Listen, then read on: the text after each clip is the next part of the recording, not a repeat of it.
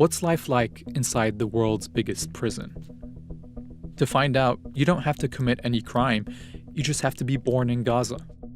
This tiny strip of flat, open Palestinian land, about 25 miles long and only 7 miles wide at its widest point, is surrounded by Egypt and the Mediterranean Sea to the south and west, and Israel, which has closed Gaza off to the outside world since the early 90s. Like many prisons, Gaza is overcrowded. In 2021, the population grew to over 2 million, with one of the highest population densities in the world, triple that of Detroit, which is about the same size. But where did all these people come from? Well, about 70% of Gazans are refugees and their descendants. They were forced to move there when Israel took over their towns and villages around the time it was founded in 1948. Many fled, thinking they were temporarily getting to safety. But Israel has never allowed them to go back, despite many of these towns and villages being a short drive or walking distance from Gaza. Israel actually went on to occupy Gaza in 1967, imposed military rule on the people who lived there, and gave part of its territory to Israeli settlers. In the early 90s, it imposed a closure policy on Gaza. Palestinians there could no longer leave without a time-restricted, hard-to-get permit, and Palestinians from other areas were restricted from visiting Gaza as well. But it was in 2006 when things got really bad.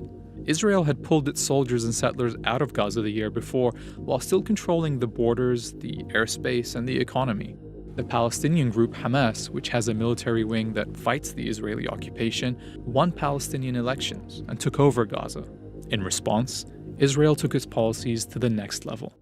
The only power plant was bombed. Travel was banned. Most imports and exports were blocked, forcing most of Gaza's factories to shut down. Fishermen couldn't fish beyond a very limited area.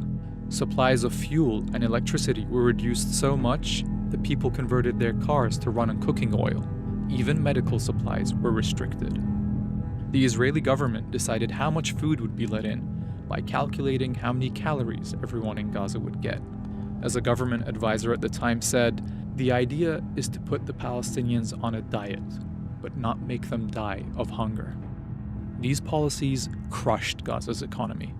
It now has the highest unemployment rate in the world, and more than half the people live under the poverty line.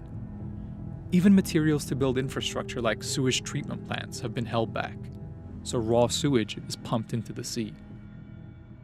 In 2012, the United Nations said that if things didn't get better, Gaza would be unlivable by 2020.